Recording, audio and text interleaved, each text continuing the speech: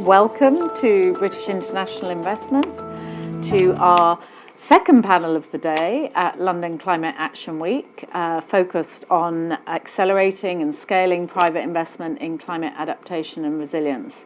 So this session is focused on how we, as DFIs and the private sector and partners, and obviously governments in that context, can really help to better overcome physical climate risk and invest more in resilience in emerging markets. At BII, this is a big part of our own climate strategy, where we've been developing our internal processes to actually ensure that we can better quantify physical risk in light of other risks and alongside financial risk. And we've been collaborating with other DFI partners through the Adaptation Resilience Investors Collaborative that we are co-hosting this event here today.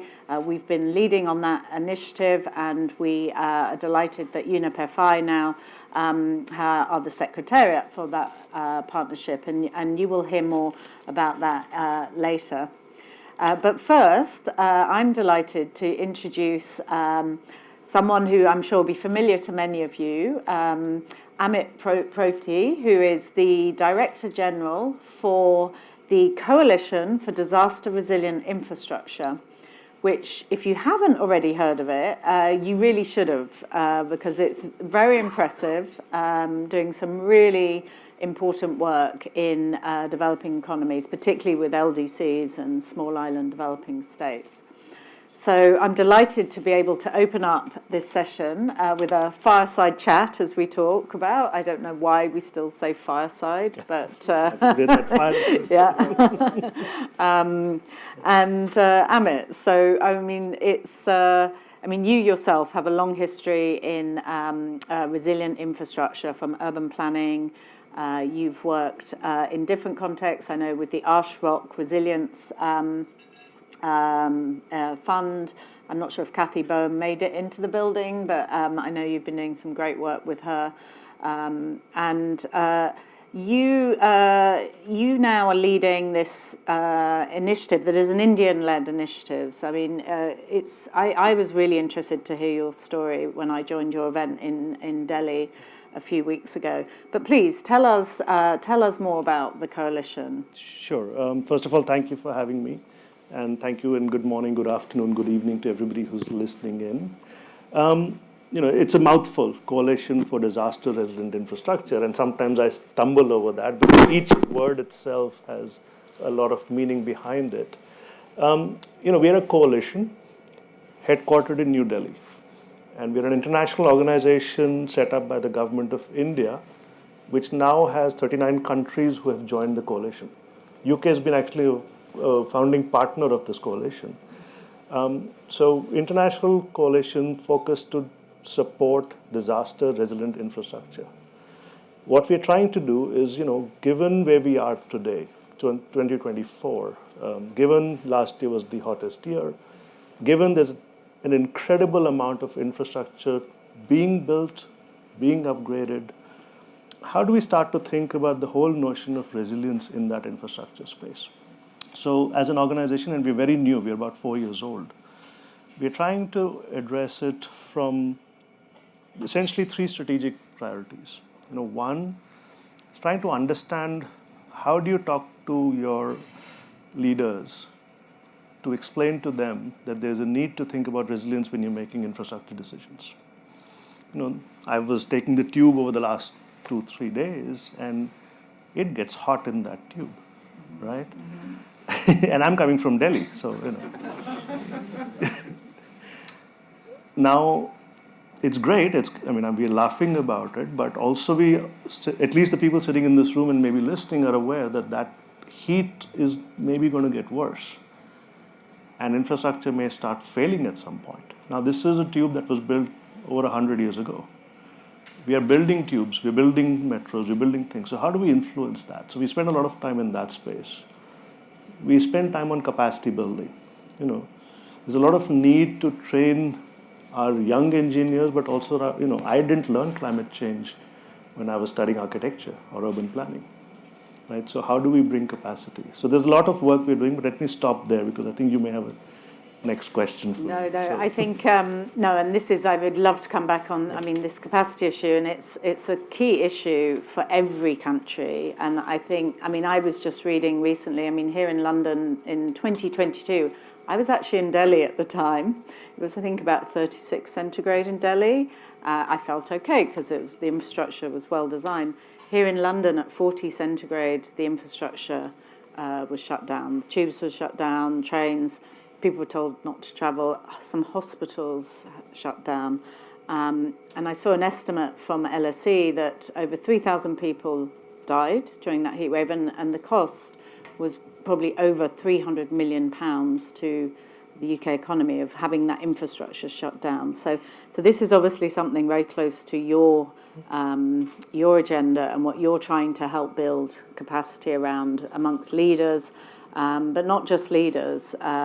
So how, I mean, when you work also with, because you're helping governments build their capacity to bring more resilient infrastructure as well. Yeah. What are you seeing there? What are some of the issues that you're working with? Yeah, so I think there's a whole notion, risk assessment, for example, is a whole field of work, but it's not very well understood and very well practiced yet. So we are trying to work with governments to say, if you're investing in infrastructure, and I'll give you an example. The state of Odisha on the on the east coast of India is very prone to cyclones. So we've looked at the infrastructure in the electricity transmission and distribution system. We've mapped out all of the towers and the assets and said, how does this infrastructure work when there's a flood, for example? We've got equipment sitting in floods. When a city floods, the equipment stops working and affects, power supply gets affected. There's a cyclone that comes and it damages towers, assets. So we've come up with a whole framework to understand across this, coastal area where the vulnerable points are. And then we work with the state government to identify what do you need to do to address those vulnerabilities and come up with some cost estimates to say, if you do different technologies, this is how you can address that. Mm-hmm. So that's just an example of actually trying to work with governments to say, looking at your existing infrastructure, where are your weaknesses, and then what are you building, and how do you influence that? And how, because I think one of the issues that we know is remains still a challenge is having the right tools, maybe not having all the data you need, and you have now developed a tool, GIRI, that I think is going to be valuable for all of us. Could you tell us a bit more about that? Yeah. So given that we are a coalition of 39 countries, it becomes very difficult when you have to talk about resilience across countries. And we very early realized that we needed to come up with a methodology for countries to be able to look at their own infrastructure and say, what is the risk I'm carrying? Or some commonality. So we've actually built a probabilistic risk model that looks at 8 infrastructure sectors across 6 hazard types. And this is available in the public domain for the entire world. Mm-hmm. And what you can do is you can actually go and look at a country level and say, for example, in Fiji, the infrastructure sectors, power, transportation, telecommunication, etc., is carrying a certain amount of risk because it is exposed to certain hazards today. Mm-hmm. And then we've done probabilistic risk modeling to understand what is the exposure tomorrow based on climate extremes. Mm-hmm. And you can go and look and say, this is how the risk profile will change in the future. Mm-hmm.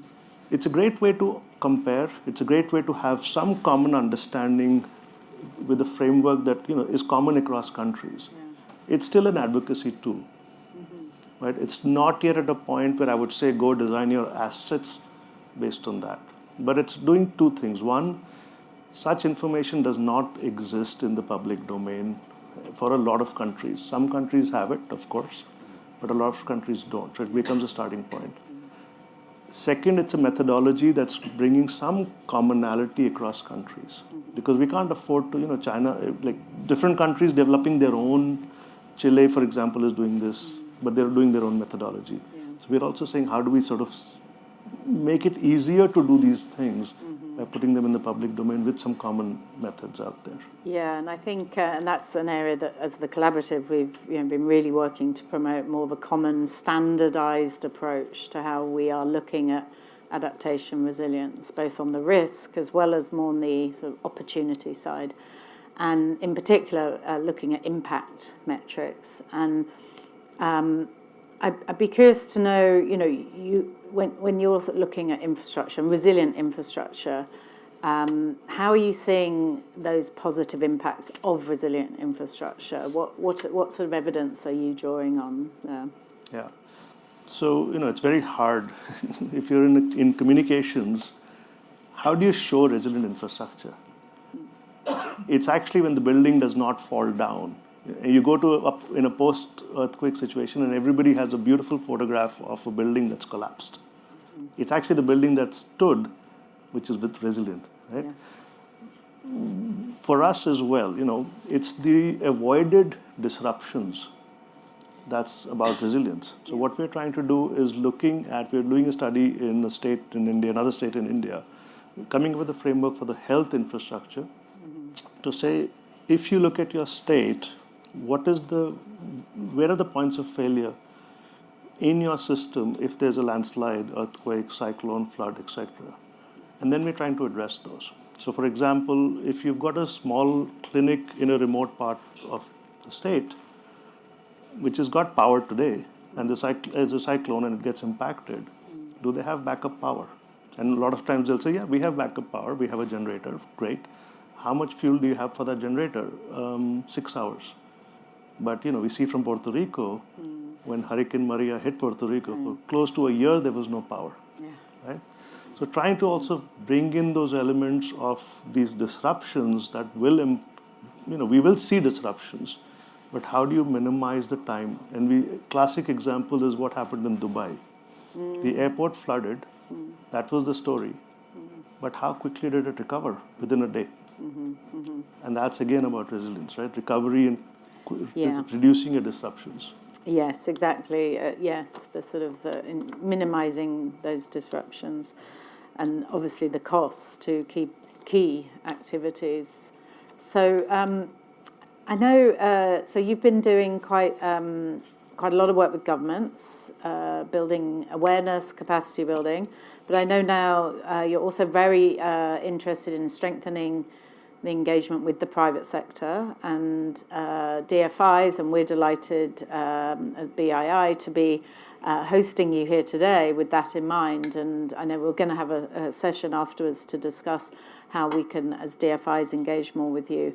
But what are you seeing really in some of the challenges in terms of now what the private sector really needs to be thinking about? Yeah, it's not an easy answer, because there's a lot of adaptation being such a new challenge. We are where we were with green financing and green, the whole mitigation story 15 years ago. I think that's where we are today. I think two things. One, private sector and public sector does need to understand what is the value of investing in resilience. Yeah. So there are certain initiatives going on. What we are trying to do is there's something called this whole labels, fast infra, blue dot, network. These are labels that are trying to say, if a project has this label, you can invest comfortably because it meets a certain criteria. So we're trying to explore that space. I know we're running out of time. So the other piece is on capacity building. Yeah. Just trying to build capacity to understand when you're making your financial decisions, how do you start to bring in the elements of adaptation into that? Yeah, no, and this labelling, and actually I'm not sure if we are running out. I don't have a clock on me, so okay. I was looking at someone, I'm not sure how many minutes before the next session. 5 minutes, okay. Great, okay, good. A lot more to ask.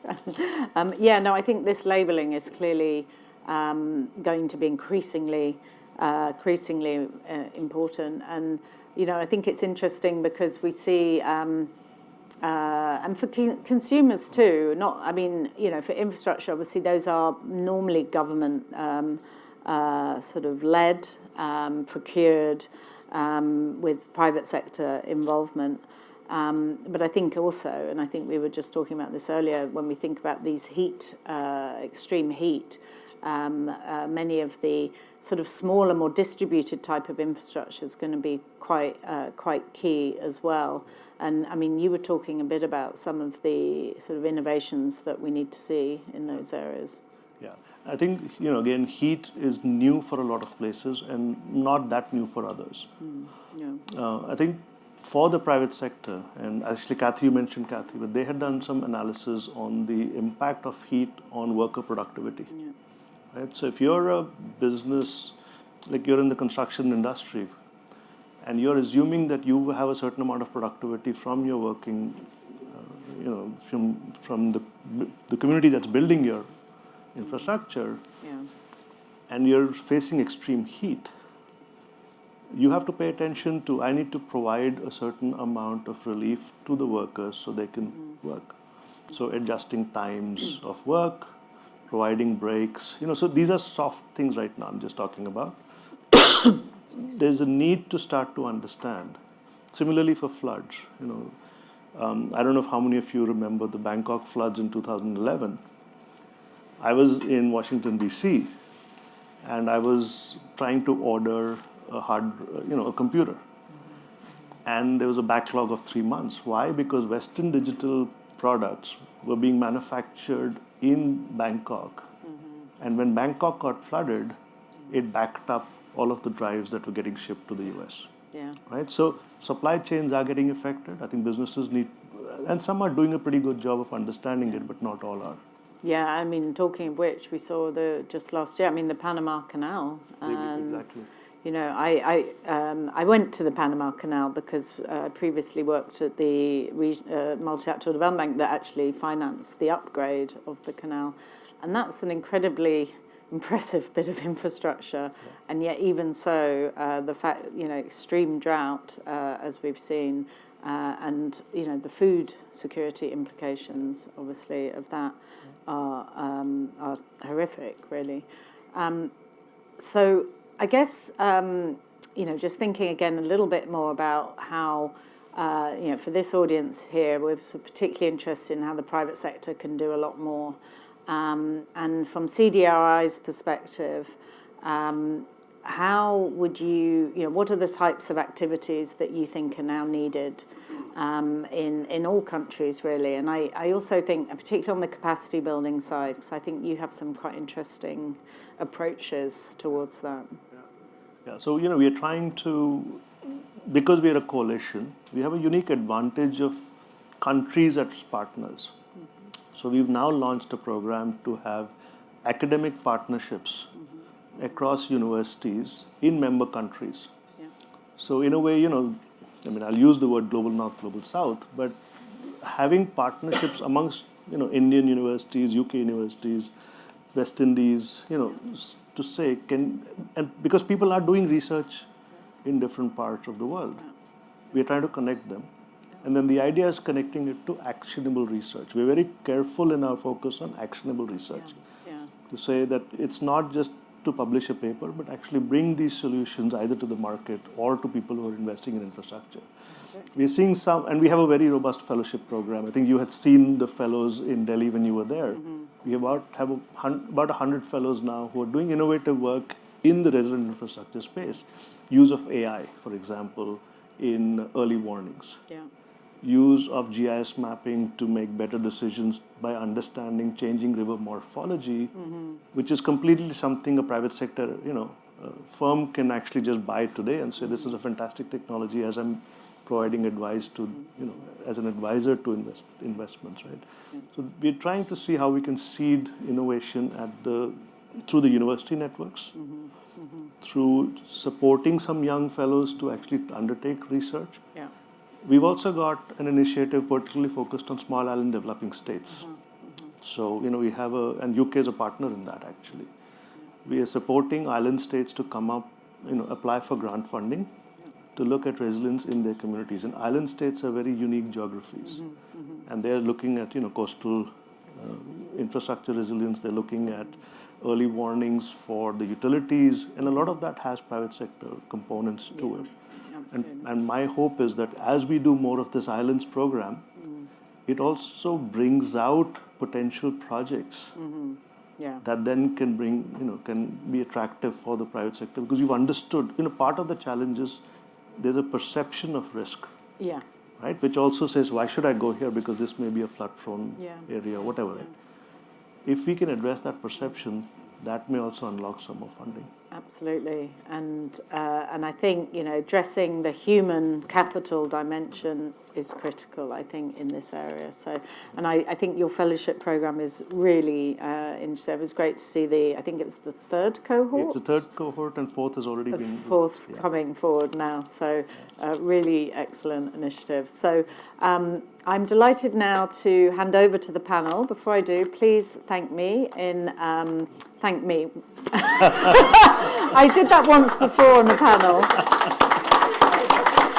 Please join me. I was trying to be quick. Please join me in thanking Amit, DG Proti of the Coalition for Disaster Resilient Infrastructure. So thank you. Thank you. And so we stay focused for now on the topic of risks from physical climate change across the board, but with a special focus on how they are manifesting and materializing in emerging economies, and with a special focus on how they're manifesting and materializing in infrastructure. We have a great panel here to continue unpacking some of the topics already touched on during the previous panels from various perspectives. So we have immediately to my left here Jagjit Sareen, who is a partner at the Global Climate Practice of Dahlberg Advisors. I know, Jerry, you'll also be speaking to some of the projects mentioned just now, the tool at the CDRI, etc. We also have more from a infrastructure development perspective, Marco Serena, who's the Chief Sustainable Impact Officer at the PIDG, the Private Infrastructure Development Group. And then we have Jessica Franks on the other side of the panel, who is joining us from the infrastructure debt team at BlackRock, international asset manager, the biggest asset manager, I believe, at this point in the world. My name is Remco Fischer. I lead the climate portfolio at UNEP Finance Initiative. And just 2 or 3 sentences on the UNEP Finance Initiative for those who don't know us.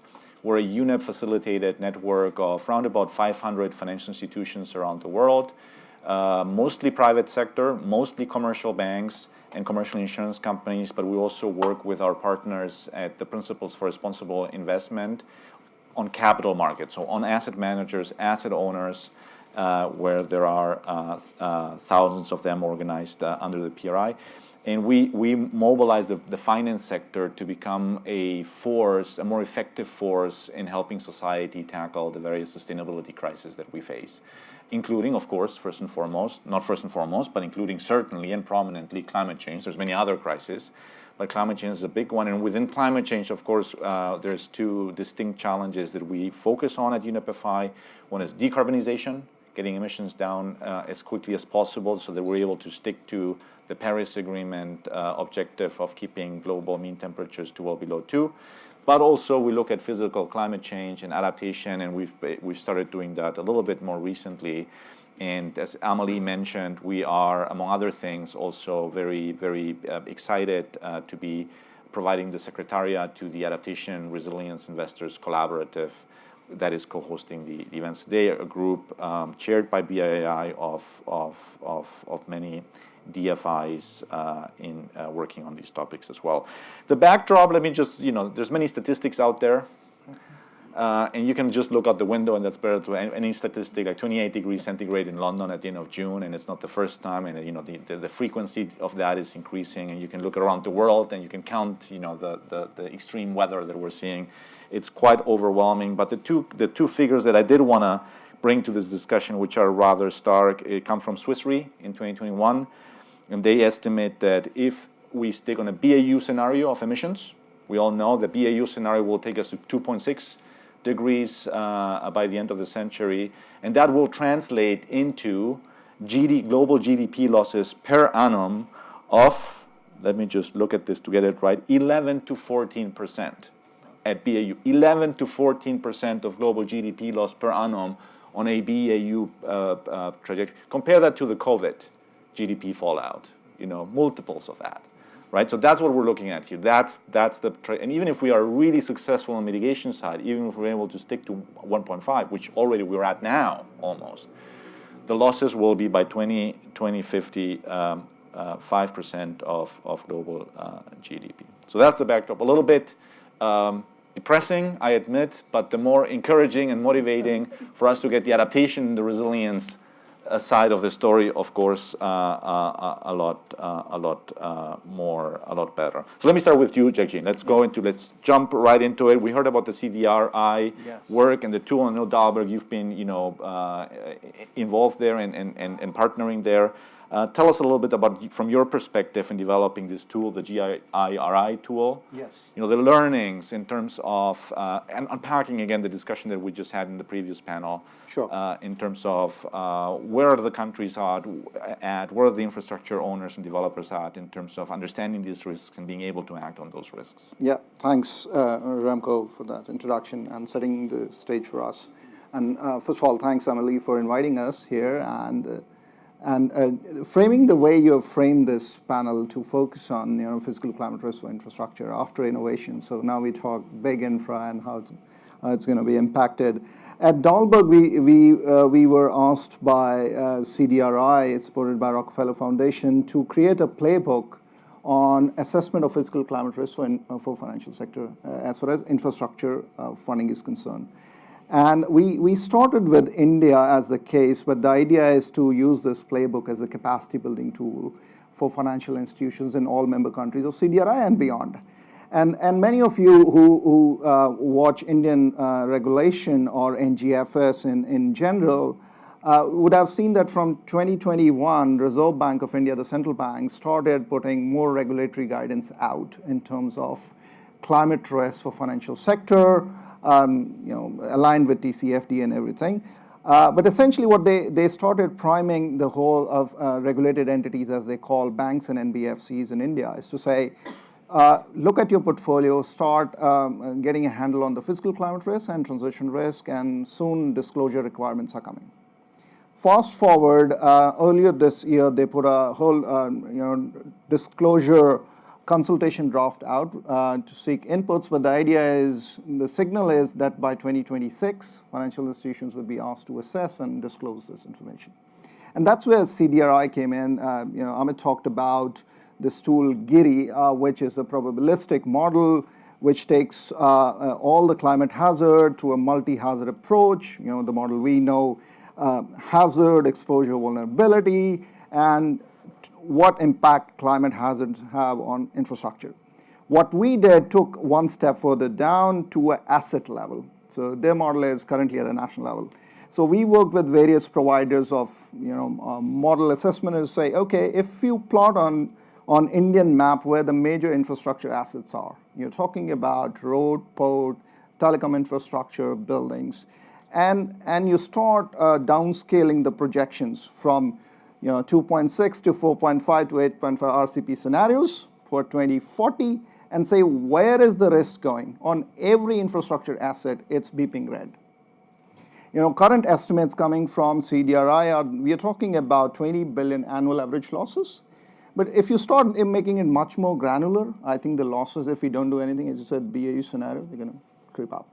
So what we did, okay, you've scared the shit out of folks, but you don't leave there. You have to help them assess it for their portfolios, and then what do they do with it? And as the disclosure guidelines require, they say, okay, you have to tell about your governance, your strategy, assessment, and what are you doing with it, and then metrics and targets. So the first part of the playbook is awareness, which is downscaled information for 6 critical infrastructure in India, for 5 hazards, downscaled RCP scenario 2.6, 4.5, 8.5, what does world look like? But then using the current body of work coming from NGFS, CCRI, and others to see what are the tools available to translate into material financial risk for financial sector institutions, the banks. Mm-hmm. So we looked at climate VAR and the thematic approach, the scoring approach, and looked at the body of knowledge, consulted with majority of the banks in India, public and private sector, to understand where they stand in use of these methodologies. Some are trying to use VAR, which is complicated, require all kind of model, data, Others are on the thematic approach. So, you put a pin on, okay, red, yellow, green, and And the third bit of the playbook was, okay, you got a handle on the risk side. Now let's start working on the governance, the strategies, what you do, the green financing, hardening of the asset, how you reduce vulnerability and all that. And the hope is that working with CDRI, now this playbook would be used to build the capacity of institution, both at a retail and a wholesale level. And by that I mean, there's already requests coming to CDRI from the banks in their member countries saying, can you help us internalize this? Can you build the capacity of our credit officers? But also at a large scale, how you build awareness around such toolkits, work with regulators, because they are working with finance ministries, central banks in the member countries, how to bring them along.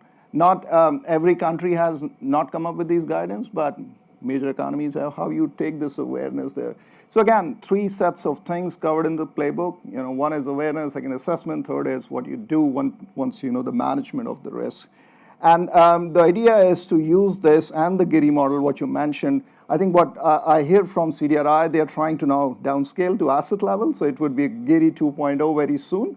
They heard the feedback from financial institutions, what is more material. So it can't stay at national level, it can't be 2050 and 2100 as one block. It has to be more temporal, spatially aligned with the interest of FIs. And we stand ready to support them and working with ARIC members to see how best we could take it forward to emerging economies.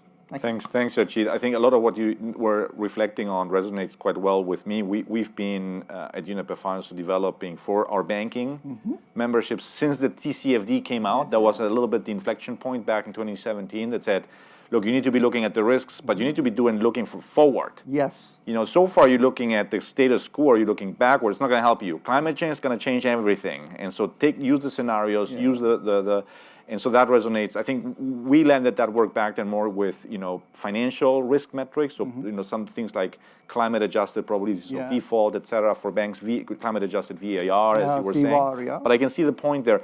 But tell us, if you're a bank today, say in India, I imagine with infrastructure, project finance types exposures, and you want to do all of this, what is the main challenge? What's if they have access to these tools now, what's the next nut that they need to crack?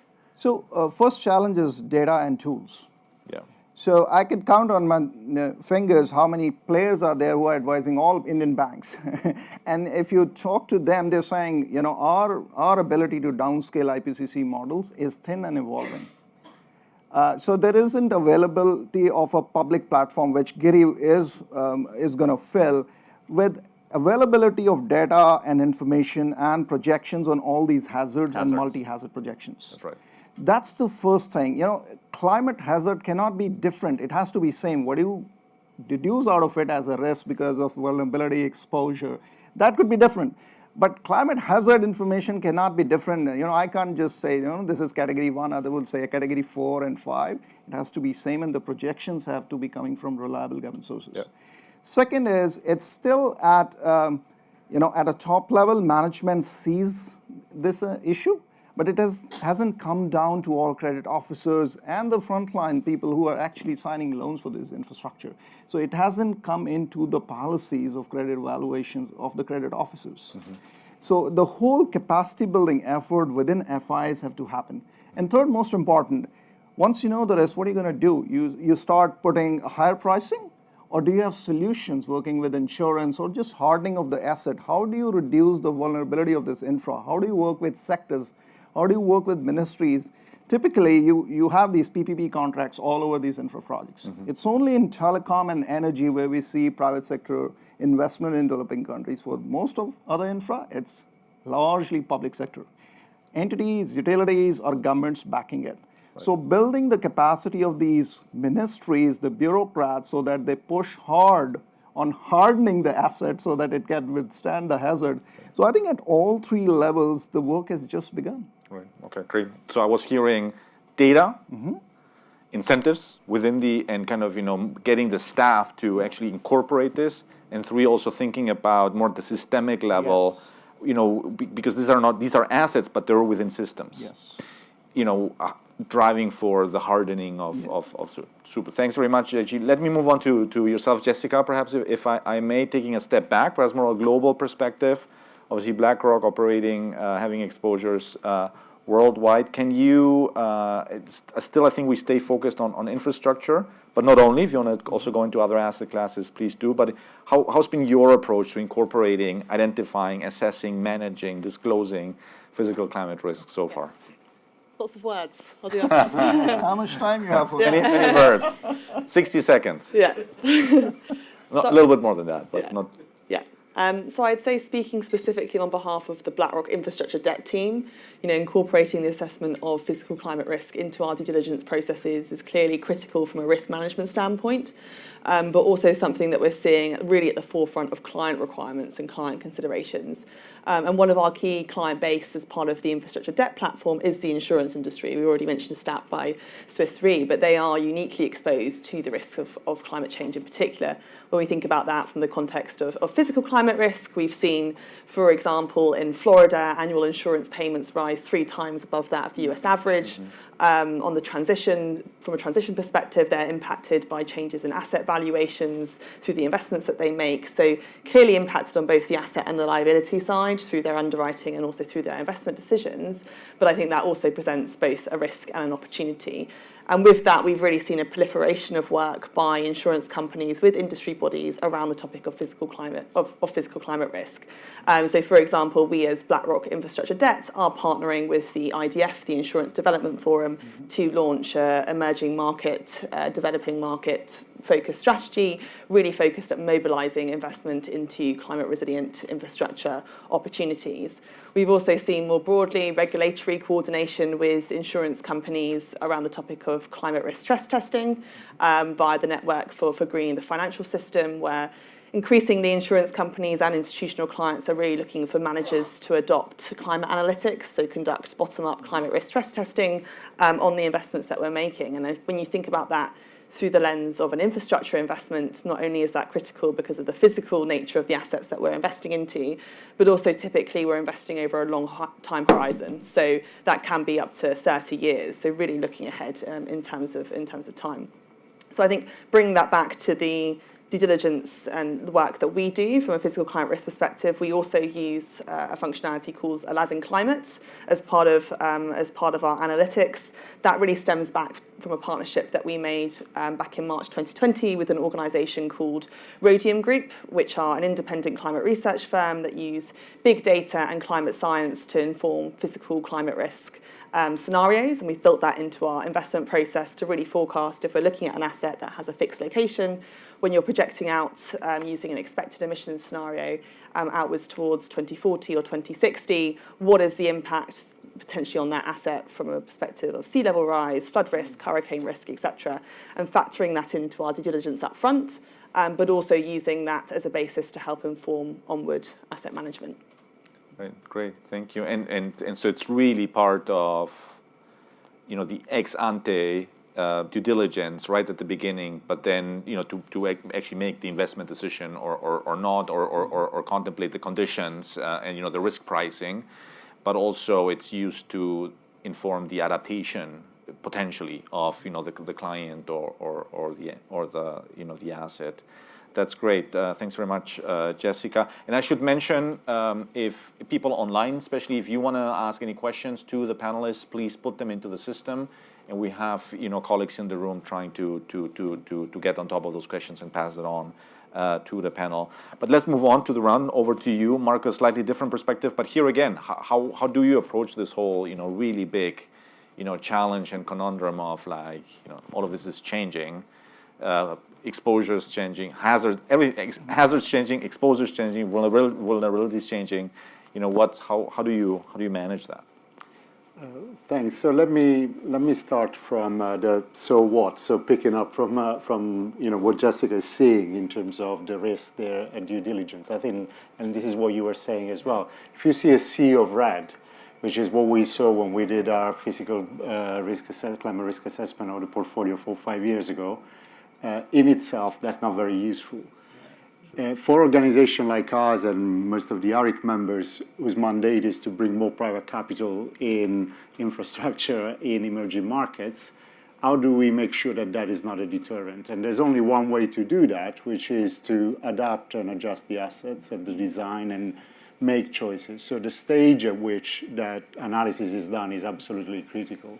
So as we only do infrastructure in emerging markets with an impact mandate, we really thought about how do we think about solving for resilience and adaptation. And effectively, we work with others, with climate scientists, etc. And effectively, there's three things that we're thinking of. The first one is obviously the resilience of the asset. The asset must be resilient to climate shock and change, incorporating nature-based solutions as much as possible in order to do that. The second part is that asset should enable resilience of the users and the workers and the communities around. And the third aspect is that way of thinking about the infrastructure asset should enable outsized impacts in the economy towards climate resilience. So in other way, the opposite of lock-in effect, and move things towards more adaptive infrastructure. So basically, this is the part that is looking at the system in which the asset is integrated, right, which is a different way of looking at the investment. So how does that translate in practice in the steps that we put in place? So the first one is avoid maladaptation and do no harm. So it's a lot of it is basic risk assessment that we do at a very early stage of due diligence, but is using the right scenarios. So using the RSP 8.5, thinking about 1 in 100 year events as things that are absolutely relevant in a 20-year investment and that will happen, and looking at those aspects, but most of all also looking beyond, again, the asset itself. So if we're doing water investment, what else is going on in terms of the water extraction in the country, and how do we avoid making more damage to other parts of the economy and of the society. Second part is the resilience of the asset itself. So on that is when we come at the earlier stage, either because we are a developer or because we are lender and guarantor with the DNA of a developer, we come in with the adjustment. So when we do the due diligence and we find those red flags, then there's always a design adjustment, working with the client. And the challenge there is that there's no regulation, so the incentives are not there, so we have to pay for it. And we don't think that is sustainable in bringing the private sector with us, but I think it's important because we need to demonstrate that. So we've done that in cyclone-affected areas, solar ground-mounted. We've done deeper poles with, when doing water investments, we standard by default raise control rooms, do underwater cabling also above ground, and that is withstanding. That is proving to be useful. And the thing that we do in the meanwhile is something which you referred to, which was to count how much our infrastructure is out of service overall, and that allows us to avoid very expensive and sometimes spuriously accurate cost-benefit analysis and just make the investment into the hardening of the asset straight away. And then on the other side, which is like the final point, which is like how do you think about the asset and what does that do to workers, users of the asset, and communities. That is about about combining the risk assessment less at the asset level, more at the geographical level, with the evidence about what that type of infrastructure can do. And a lot of obvious examples, agribusiness, agri-supporting infrastructure, irrigation, etc., first-time access electricity as an enabler, but also a lot of synergies with the asset hardening. So, for example, Karachi Electric, a company providing electricity in Karachi to 3 million people, we've invested into the replacing of the cabling to aerial cables. And what that has done is reducing, there's good data on that, is reducing the level of interruption of service where the floods were at the peak, while in fact virtually eliminated electrocutions in the same areas. So these are aspects where there are a lot of synergies in terms of the resilience through and the resilience of the asset as well. Right. Thank you very much. I want to check. We don't have a lot of time. We only have roughly 10 minutes left. I want to check if we have many questions in the online system already, or whether we're okay. And if not, whether we have already questions in the room to any one of our panelists. We have a couple of questions, so I will stop asking my questions and do you a favor of letting you ask your questions. So we start here front row, and I think we have a floating mic. Thank you. Nick Haslam from ASI.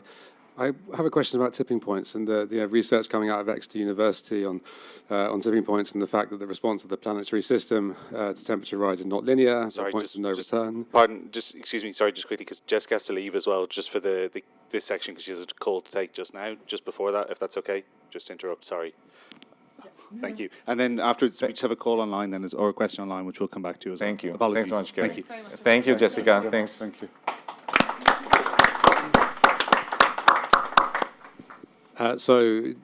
Tipping point is the fact that the response is not linear, and how to factor in those tipping points into the risk assessments and then the asset valuations over both sort of 5-year time horizon, but also 20 to 30-year time horizon. Okay, let's perhaps take a couple of questions, but we had here one on tipping points and how those are considered. Hi.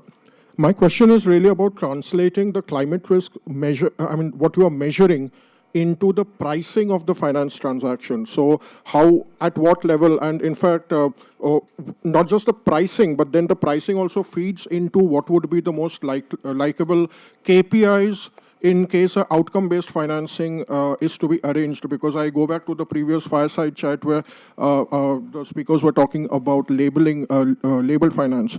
So in most developing countries, performance-linked financing has really shot up in a big way in the last few years. But the question really is, what makes a credible KPI? And how does that link with the incremental spread or the repricing of those assets vis-a-vis the measured climate risk? That would be. Thank you. Super, thank you very much. I think we had a few more hands. Let's take 3 questions now. I think you were first, so we go back to you, Amit. And then we'll do a second round of questions. I think we may have time. Too bad she's left also. But when you're looking at your investments, how do you engage with the public sector? How are you actually bringing your understanding of why you're changing your asset investment or making those tweaks? I'll be curious to understand how do you actually engage with the public sector so they're understanding it as well. Okay, great. We have 3 really good questions, so let's try to tackle those first. The one was around tipping point, and we've been speaking a lot about the science and the scenarios and the models, and there is this recognition out there that they're not reflective enough actually of this notion of tipping points, that we assume linear. Any thoughts about that? So one way I think the community of practitioners like ours have been trying to address that issue is take the RCP 8.5. Because the temperature increase we are taking there is 4.3, which we hope God never reaches. And that's an extreme scenario. That brings together, in a sense, of the worst case. All the breaches of planetary boundaries and all that, complete chaos. And we take that where most of the, there was a survey among, GOP certified professionals, which scenarios they're using. 50% said 8.5, 50% said, 4.5, and, some 2.6. So that gives you a sense that it's an evolving science, but people who are working on 8.5 are thinking about that chaotic scenario. And that goes with the NGFS scenarios, which is the extreme one, the hot world. But more importantly, we actually don't know. We all are learning. Because when multi-hazards, they come together for the same asset with increased frequency and severity, I think we are still trying to model it. With all the AI capabilities, what banks are now trying to do is, they even didn't collect the historical data. When the hazard hit, how much losses were there on their asset? Most of them were write-off or force majeure, this, that. Now they are trying to collect, to make a case of the sense of the question you are also asking, the KPIs and how much interest rates will go up and all that, to make a sense of how these multi-hazard scenarios are coming together. Typically, you would say, hurricane or flood, you take care of that. But I think moving forward, you would have multi-hazard, increased severity, and all the rest. And people are assuming the worst, so in a sense of planning. Let me also recognize my colleague, Neha here. She is the brain behind the playbook to answer the difficult question the gentleman had asked. You need a mic, please. So your two questions were one on the pricing. Pricing and performance. Of course. KPI. But then I think you can also So respond to the one. what we have done so far is to assess the risk at an asset level, look at how it would impact the scenario.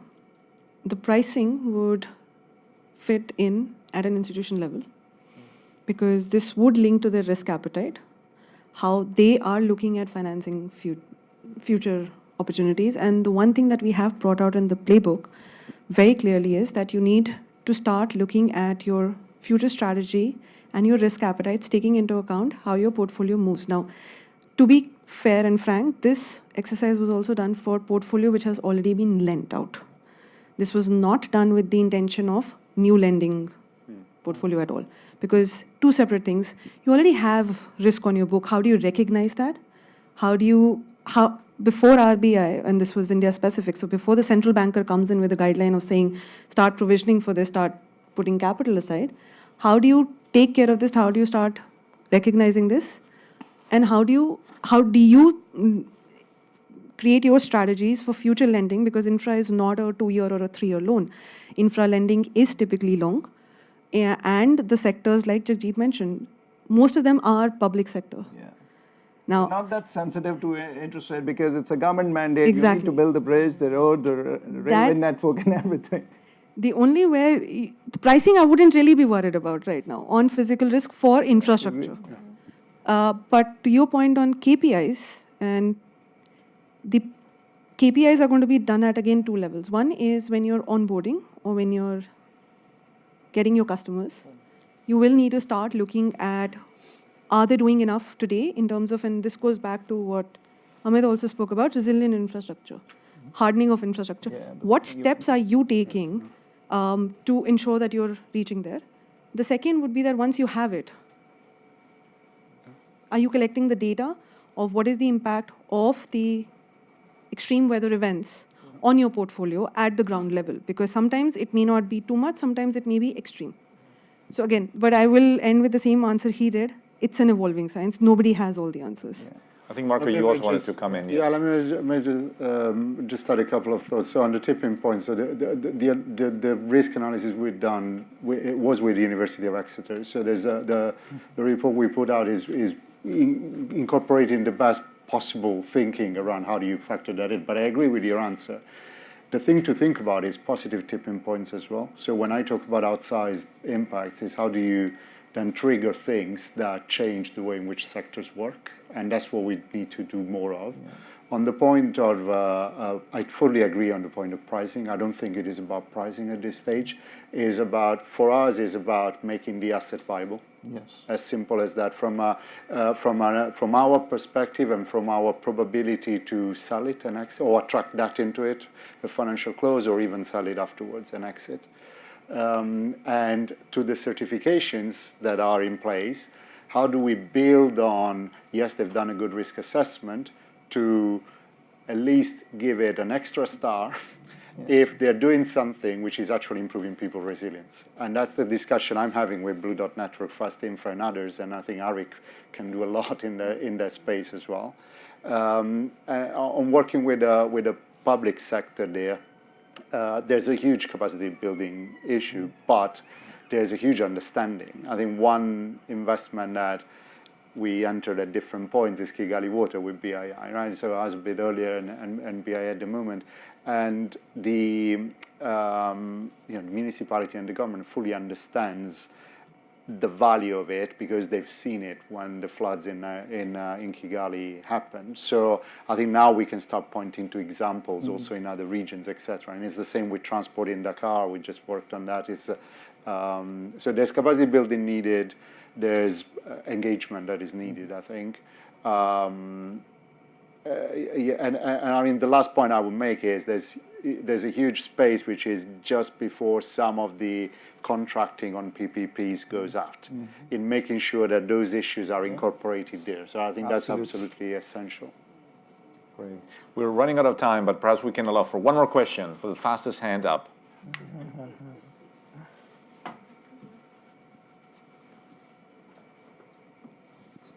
I had a question on something you mentioned, Marco, actually. You mentioned talking about 1 in 200 sort of events and... 1 in 100. 1 in 100. Yeah, 100, yeah.